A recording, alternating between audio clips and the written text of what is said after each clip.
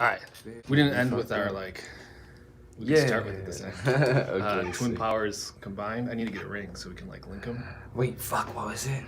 Fucking Thundercat. Like in that. Yeah, like that. Activate, yeah. That's it. Flash. But there's like a thing with twins. Savior of the universe. Bow, bow, bow. Is that? He'll save every one of us. Dude, He'll save every one of us. I feel like With you're a mighty too young. flash. for that. Yeah, I never know, remember but those. it's just We did He-Man. He-Man was like right when I was. He-Man. So it was like, I have the power. And he'd have like the sword. All right. So this episode, you want to talk about mental health and creativity, or entrepreneurship, or all of the above? Yeah, let's do that. My spiel is probably going to be way longer than yours. So, Yeah. I mean, I actually would be curious to know off top if you've had any mental health struggles. Yeah, like I have a lot of anxiety issues, Sure. and I have depression. That's so weird when people say that. Like, Yeah. what do you mean you have depression? So I don't even know if I'd say it's still, I guess it still comes up. Like to me, it's not like gone. Like it'll come up once in a while, but like more as a kid. Like I always say, this is a little bit, since I work with kids, a little weird to say, but like, so I started smoking pot in like high school, and I stopped when I realized like that could jeopardize my career working with kids. Yeah. But I feel like it saved my life. Sure. Like I was literally Quitting smoking weed saved your life? No, or no, smoking weed smoking at the time? weed at the time. Okay. Yeah, because I tried to commit suicide a couple times. Sure. And like, it sort of connected me. Not only like I think it helped me in a couple ways. One was like the social aspect, where it wasn't. I didn't have to think about like, oh, what are we gonna do or talk about? Like that anxiety would like drive me nuts. Yeah, sure. And so as a kid, it was like, oh, I instantly would connect with people because we had this thing. Yeah. You know what I mean? And so. Oh, y'all smoke? Oh, okay. Yeah, exactly. I Yeah, see you now. And so, yeah, I think it really like it really saved me in that way. Sure. But then also like instead of me thinking about my problems, like when I was stoned, it was usually like, am I gonna get caught? What's going on? Like even the paranoia, even though it sucked, like Yeah. it sort of took away those thoughts of like you're a dumbass, like Yeah. you know you should kill yourself, like Yeah. those thoughts. Sure. So yeah, I still have like I do occasionally have like that really deep depression of like I should just drive off this cliff kind of like, thought process. It's sort of interesting because like this is why I do think my mother had depression and she coped with it with alcohol. I grew up with my grandmother, so my grandmother had depression and she coped with it just being crazy basically. And so now I think I cope with it a little bit through my art, but also like when I'm in the deep depression, there's not like I kind of just have to like coast through it. Yeah. Sure. And it usually means I can't do a lot of, I just don't get a lot done. Yeah. Because I'm like stuck in my head and it's just like, just dark it's not as long as it used to be. I should probably get like a counselor at some point. I kind of was thinking about it. I've looked into it a little bit, but like mostly just finding tips or ideas to like get through those like really dark times where it's just like I said, it's all in my head. It's not like, I'm sure it's related. Like winter's always harder, I think. And I don't know if it's like the darkness or what, sleep issues, but yeah. But I do think doing filmmaking gets me through my anxiety a lot. So like, there's a story I heard of a filmmaker who was working. Oh no, he's a photographer at like in the war, in like a war in like Libya or something like that. And he's taking all these horrific photos, and then his camera broke. And then as soon as his camera broke, he like lost it because because he was living through, like it was like I have a job to take photos, but as soon as like his camera broke, he actually like saw the war, like what was happening, and it like fucked with his head. And I think a lot of times when I go to events, as a performer as well, like if I go to an event as a performer, like I have a role, and it sort of gets my mind like that's where I am. Yeah. Or if I'm filming, like it gives me like I'm here to film. And I can talk to people, and I don't have any anxiety because I'm like here to film. Yeah, sure. But like as soon as I'm like my camera's gone, like then I'm kind of like, yeah, like, why am I here? What's going on? Sure. Am I looking like an idiot? Mm-hmm. And so That's interesting. Yeah, I mean, it's funny that you say the camera thing because I view a camera as my way to like sneak into places a lot of the time. Yeah, like, that too, I'm yeah. like, well, I'm supposed to be here. Like, Yeah, so it exactly. helps me look mad confident, and also I can fucking avoid people. So yeah, yeah, definitely does save me quite a bit. And even if I'm not shooting shit, like it's like at least that people will fucking get off my neck or something, or like they'll move or whatever. So And I think some people do see it as, like I've noticed when I'm filming, like I get hired to do events sometimes, and like people actually, they actually kind of want to play it up to you because they're playing Yeah. to the camera, but it sort of becomes this thing where like you get a little respect because you're filming Yeah. them, Yeah. and it becomes this weird dynamic of like people actually see you differently because you have the camera Yeah. as opposed to Which can be cool, but can also probably be a little weird or disheartening, I guess, if you felt like you couldn't make friends without it, I guess that would make it disheartening, but I feel Sure. like, yeah. But, yeah, so to go off what you were saying, I'm probably about to invalidate a lot of it, so sorry. well, that's my To be personal experience. There's disrespectful. no, Yeah, like, no. It just, the reason that I'm about to invalidate it is not because I don't believe that what you were going through was depression or, you know what I'm saying, that you Sure. were suicidal or anything like that. That's not even what I mean. I just feel like, I can't say that. I can't say that either. So I've gone through it. Like I just want to pretext all of what I'm about to say that comes off very disrespectful and unempathetic as I've already gone through it. Sure. And probably a lot more intensely than most people did, especially when I was younger. Like I had to go to hella therapists and psychiatrists and counselors, whatever the fuck, when I was growing up. I was always a problem child. I always had like to try a new pill to help me fix my chemical imbalances, and like, you know, I was bipolar when I was younger. I was depressed when I was younger. I had severe ADHD when I was younger. You know what I'm saying? Not to mention being schizophrenic and not even being diagnosed for that, because at that point I'm like, well, fuck, they already think I'm crazy. If I start to tell them about all this shit that's going on, they're gonna fucking put me in one of those goddamn places. And like, you know, also like I would kind of feel like my stepdad would just be looking for an excuse to kind of get rid of my little ass. But it's like, I never had, I was just depressed when I was younger. I don't know that I was necessarily ever like forwardly diagnosed with depression. Like I don't think a doctor, and I'm grateful, but I don't think a doctor ever said to me, you have clinical depression. Right. And a lot of times I didn't even talk to them about a lot of the really dark shit that was going on at home or in my head or in my life because I didn't trust anybody. I always thought that they were going to tell my mom anyway, so anything that I didn't want my mom to know, I didn't really usually say to them. So it's like, I had the luxury of going through my childhood being depressed as fuck, but not knowing that that's what it was. And so I overcame it myself, and I didn't view it as a clinical medical thing. I think the way that a lot of people get tricked is that they view it as this medical thing. So when you say shit like, well, I have depression, like I would never say that. Like I don't have it. Like I am depressed right now, but I don't have it. Like I don't have bipolar disorder. I'm being bipolar right now. Like, you know what I mean? Like I don't think of it like it's this like long-term defeating chemical thing that can't be cured. It's like, for me, it's like the chicken and the egg thing. Like what came first, your chemical imbalance or your depression? Is your chemical imbalance causing your depression, or is your depression causing your chemical imbalance? You know what I mean? Like it's just kind of one of those things that like medical field has used like science to justify, you know what I'm saying? Well, you're having this forever, so we need to put you on this prescription forever, and you need to, you know what I mean? And like to me, that's weird because you're not giving people the tools to actually fix these things internally. You're just suppressing the problems that they have with substances, which is why most people end up either fucking killing themselves, going crazy,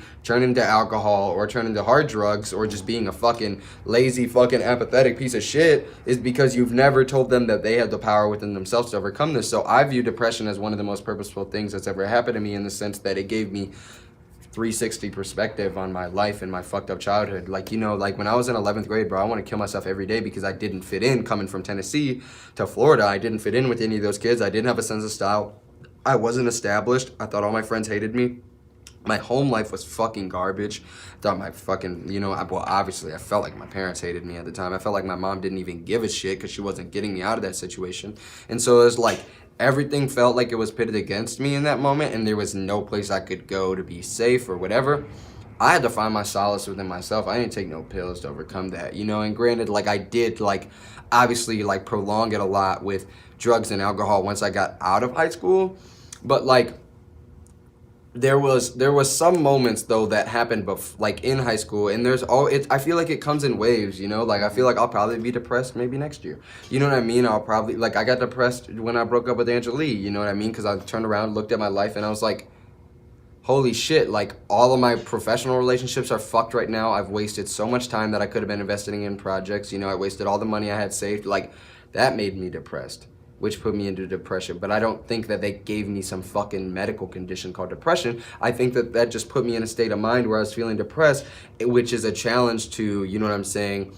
You don't run from depression or view it as a bad thing or try to figure out how to cope with it. You just run straight to it. I think the same with anxiety. You don't try to cope with your anxiety. What the fuck do you want to cope with being an anxious piece of shit for your whole life for? Like, you want to, like, make friends with that part of yourself and understand where it's stemming from, because it is stemming from a deeper spiritual problem. It's stemming from an energetic imbalance rather than a chemical imbalance. You know, people don't realize, like, it's your energy being misplaced, or your inability to accept the present moment for what it is, that's making you anxious and depressed. There's some aspect of you and yourself right now, if you're anxious, that is causing you to be, like, there's some aspect of yourself you're not fully accepting. There's some aspect of your situation you're not fully accepting, your life, your projects, whatever, that you're not fully accepting in this present moment, and that's what's causing you anxiety and nothing else. It's not some mysterious fucking thing that's gonna chase you around your whole life and make it so you can't talk to people and so that you're uncomfortable.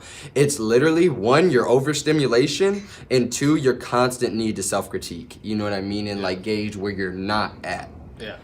And like for me, the only time I get anxious is when I go on Panera Bread.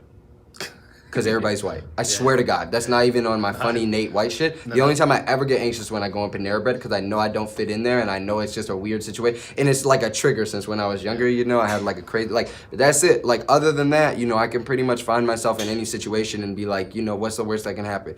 You know what I mean? Am I comparing myself to these people right now? I can learn to stop comparing myself, and then I won't be anxious anymore.